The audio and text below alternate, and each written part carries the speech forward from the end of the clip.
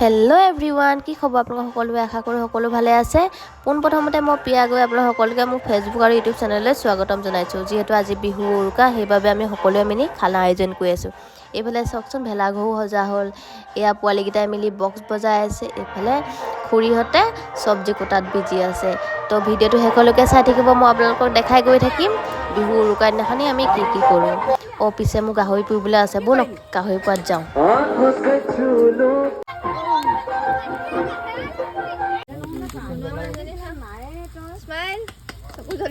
এইফালে মই গাহৰি পোৱাত দিবৰ কাৰণে বিলাহী, আদা, পিঁয়াজ আৰু ধনিয়া কাটি আছোঁ। ফাইনেলি ৰেডি হৈ গ'ল।